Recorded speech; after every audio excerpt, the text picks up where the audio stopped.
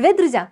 Сегодня хочу поделиться особенным рецептом пирога, который стал легендой еще в 1983 год, когда он впервые появился на страницах известной газеты The New York Times.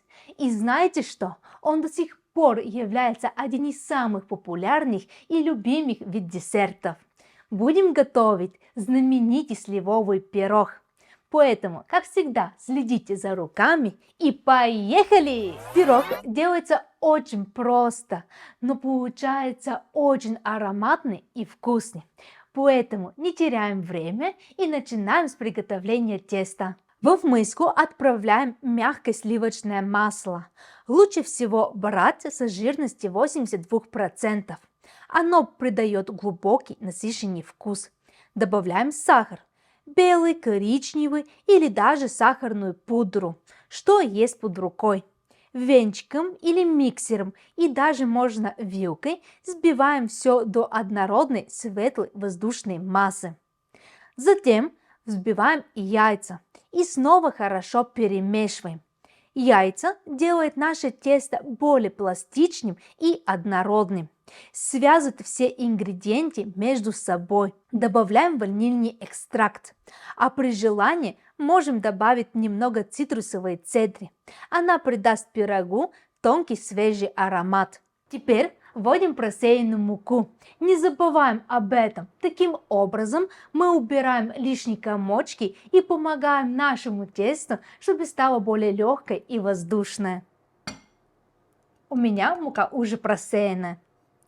И сюда мы отправляем разрыхлитель пол пакетика. Таким образом у нас 100% пирог станет еще более нежным и воздушным. Теперь все с помощью лопатки доводим до однородной консистенции. Наше тесто уже готовое. Посмотрите, какое оно пластичное уже получилось. И теперь мы переходим к нашим сливам. Я взяла вот такие красавчики. Их нужно хорошо вымыть и обсушить, ведь лишняя влага нам совсем не нужна. Разрезаем пополам с помощью ножа и извлекаем косточку. Также делаем со все другие наши сливы. Наше тесто уже готово, также и сливы. И осталось только подготовить нашу форму, где будем выпекать наш сливовый пирог. Туда добавляем сливочное масло и с помощью наших ручки хорошо его распределяем по стенках нашей формы.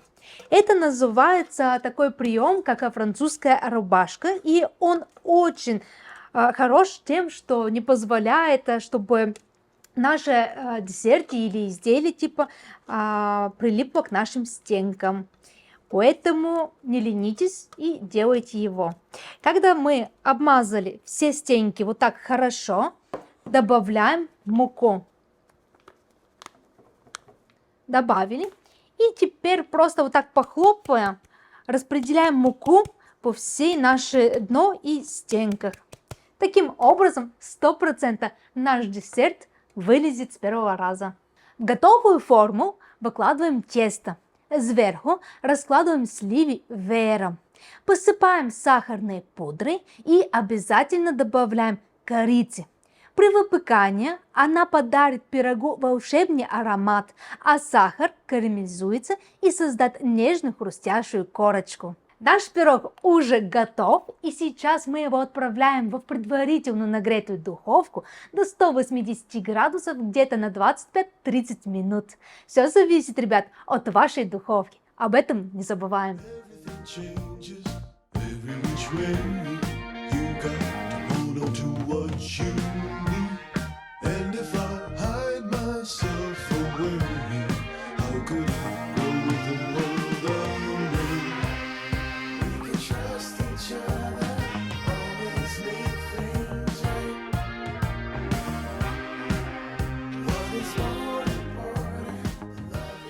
Наш пирог готов.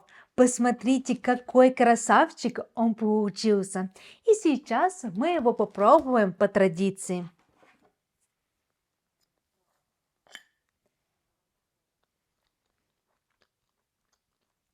Ребята, очень вкусно и ароматно. Он очень нежный, и за счет сливок, то, что они выпустили свой сок, получился такой, знаете, влажненький слегка.